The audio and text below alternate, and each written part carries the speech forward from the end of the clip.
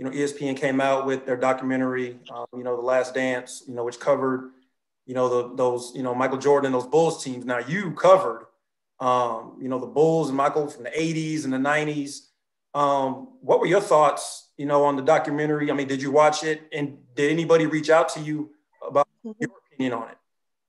So let's start the back end there. Nobody did reach out to me, okay, which I was, really surprised. But then I realized that what was going on, the last guy they wanted to speak on Jordan, anything that was going on, even though he and I were okay when he played from his rookie year. I knew him from his rookie year, but I know a lot about things that went on, and so they did not want me in there.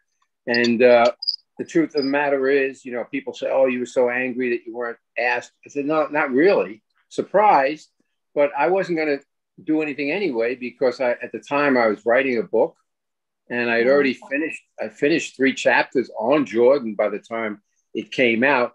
But if I wasn't such a procrastinator, I would have had it done a year before it came out. But I'm still not finished. But in the end, I probably would have written about 5 chapters just alone on him. That's how much info I have. So I did watch the whole thing. I watched every segment, and I probably learned, maybe 2 or 3 stories.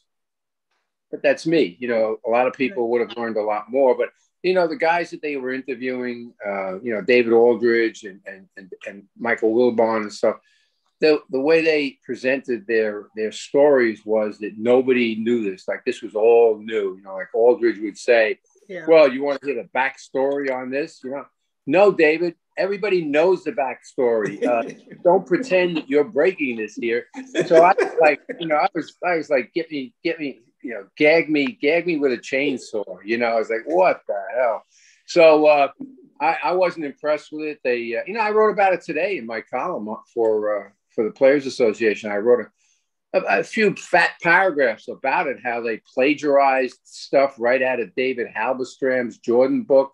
He's dead, so they never gave him credit, and pretended that they were breaking stories. Yeah, read the book; it was in David's book, And so, so I wasn't impressed with a lot of it. They really weren't after the truth. Michael was running the show, and Michael wanted to be the guy to present, his perspective on things, but he lied a lot in it. And I'll give you one example.